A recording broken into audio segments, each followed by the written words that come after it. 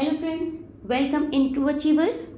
आज करते हैं फिर से कुछ यूपीपीसीएल के नए एमसीक्यूज को सॉल्व और अपनी प्रिपरेशन को बढ़ाते हैं आगे। तो बिना टाइम वेस्ट करे let's start with the question number 1। Which of the following is not included under the rights and power of an auditor under the companies act 1956, जो कि अब आपका अमेंडमेंट एक्ट हो गया है कौन सा 2013।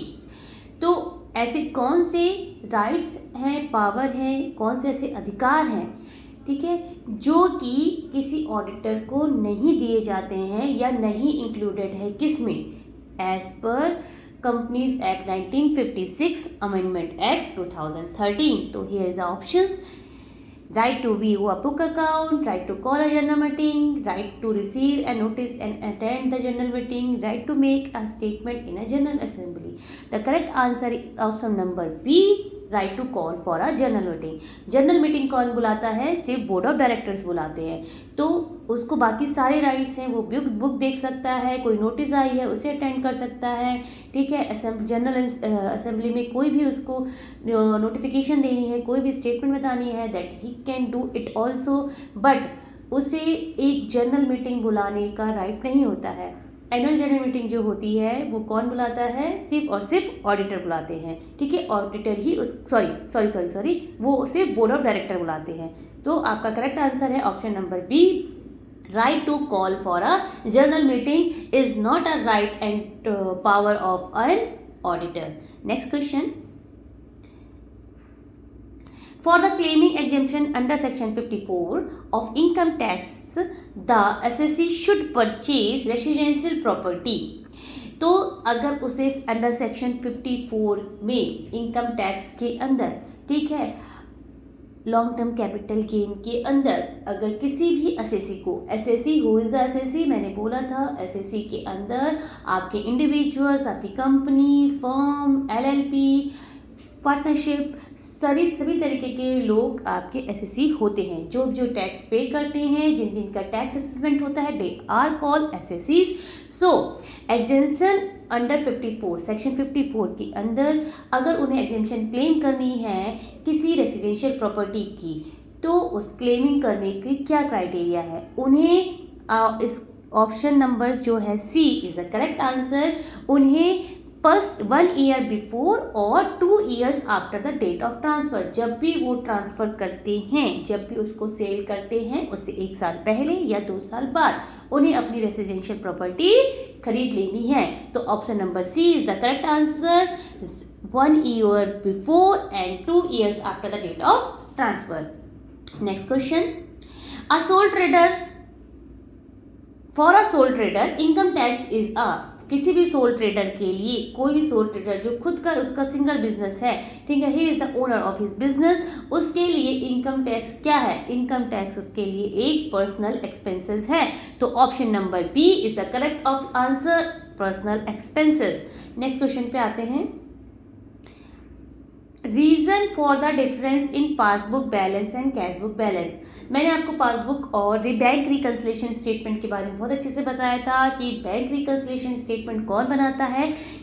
जो who are the account holder, जिनका अकाउंट है बैंक में, they are making bank reconciliation statement, क्योंकि आप अपने कैश की जो डिटेल होते हैं वो अपने पास रखते हैं। कैश डिटेल मतलब जिनका आप कैश में ट्रांजेक्शन यानी मॉनेटरी टर्म्स में, either it is a cheque और आप किसी भी पेमेंट के थ्रू, कैश पेमेंट या चेक के थ्रू आप कोई पेमेंट कर रहे हैं, तो ये आपका क्या है? Monetary transaction. इसको अगर आप करते हैं और, ठीक है, आप अपने अकाउंट से उसको टैली करते हैं कि वो दोनों मैच होने चाहिए, तो अगर reason for the difference, reason क्या क्या हो सकते हैं इसमें, option number D is the correct answer, all of the above.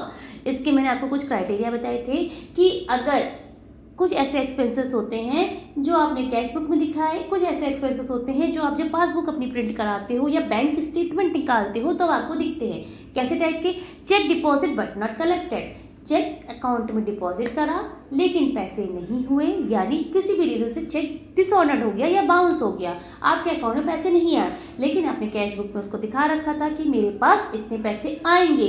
आपने 10,000 रुपये से अपनी कैश बुक को ज़्यादा कर रखा था, लेकिन जब आपने स्टेटमेंट देखा बैंक का तो देखा वो पैसे नहीं आए, तो उसे क्या करेंगे, आप अपने इस कैश बुक से हटाएंगे, माइनस करेंगे। Interest earned but not recorded in the cash book, जो आपने बैलेंस आपने मेंटेन कर रखा है अकाउंट पे, ठीक है, हमें उस पर कितना परसेंट इंटरेस्ट मिलता है आप लोगों को पता है, 3 से 3.5% मिलता है। 3% कब मिलता है और 3.5% कब मिलता है बैंक में, कितना बैलेंस मेंटेन करने का, इसका different criteria.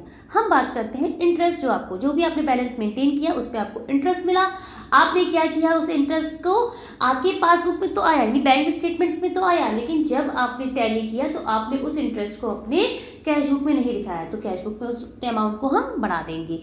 Bank charges charged by bank but not recorded, ठीक है, बैंक ने चार्जेस चार्ज किए। बैंक चार्जेस कौन से चार्ज करती है, आपको जो एसएमएस के थ्रू या मैसेज अलर्ट आते हैं, बैंक के अपने क्वार्टरली चार्जेस होते हैं, ठीक है, उसे जो बैंक चार्जेस आपके चार्ज करती है वो आपकी पासबुक में से, मतलब आपके अकाउंट के बैलेंस से माइनस हुआ, लेकिन क्या आपने इसको कैश बुक से माइनस किया था, नहीं किया, तो कैश बुक से उसको कम कर देंगे। तो दीज आर द रीजंस, और भी बहुत सारे रीजंस होते हैं जो मैं बहुत पहले डिस्कस कर चुकी हूँ। दीज आर द रीजंस जिसकी वजह से आपके पासबुक और कैश बुक के बैलेंस में डिफरेंसेस दिखते हैं। So get go for the next question. Bank overdraft as per cash book is a, bank overdraft as per cash book is a credit balance. क्या होता है वो हमारा क्रेडिट बैलेंस। तो option number B is the correct answer. Moving for the next question. Bank reconciliation statement is prepared with the help of. Bank reconciliation statement किसकी help से बनाया जाता है, ऑप्शंस हैं हमारे पास। Option number A is the correct answer. Bank column of the cash book and bank statement, ठीक है, bank column of the cash book, cash book में बैंक कॉलम लेंगे और बैंक स्टेटमेंट लेंगे या बैंक पासबुक लेंगे, उस दोनों को हम उन दोनों स्टेटमेंट को उन दोनों कॉलम्स को टैली करेंगे। So option number A is the correct answer. Next question पे बढ़ते हैं। The payment side of the cash book is under cost by 200 when overdraft as per passbook is the starting point, then अगर आपका क्या कह रहा है इस क्वेश्चन में कि payment side of cash book is under cost by 200 rupees, जो आपका पेमेंट साइड है किसका, कैश बुक का, वो 200 रुपये से कम दिखाया आपने। So when overdraft as per passbook आप बना रहे हैं इज द स्टार्टिंग पॉइंट, तो क्या होगा, option number D is the correct answer. 200 will be added, ठीक है, 200 will be added. Next question पे आते हैं। Favourable balance of the cash book means, ठीक है, favourable balance of the cash book means is option number A is the correct answer. Debit balance as per cash book, इसको ध्यान में एकदम रख लीजिए कि favourable balance as per cash book, तो क्या होगा, debit balance as per cash book. Next question पे बढ़ते हैं। Who invented the double entry system of book keeping, ठीक है, किसने double entry book keeping system को इन्वेंटेड किया, यानी कौन लेके आया, तो इसका करेक्ट आंसर है option number B, Luca Pacioli ने क्या किया था, Luca Pacioli invented the double entry system of book keeping. So next question. Meaning of the double entry system is of the bookkeeping is, meaning of the double entry system of the bookkeeping, double entry system का bookkeeping में क्या मतलब होता है, तो इसका option number C is the correct answer. Entry of the both side of one transaction, ठीक है, एक एंट्री की दो साइड एंट्री होती है, डबल इफेक्ट होता है, इसीलिए डेबिट क्रेडिट होता है। अगर एक के लेजर में वो डेबिट है तो दूसरे के लेजर में वो चीज़ डेबिट या क्रेडिट होती है, यानी इधर अगर डेबिट हो रही है तो उधर क्रेडिट होगी। So it's a double effect entry होती है। तो meaning of the double entry system of the book keeping is option number C is the correct answer. Entry of the both side of one transaction. So guys here are some questions, जो कुछ MCQs थे जो मैंने आपके साथ discuss किए। सो अगर आप कोई भी क्वेरी होती है, किसी भी तरीके का डाउट है, then you can ask me any time this questions. So all the best for your examination. Bye bye.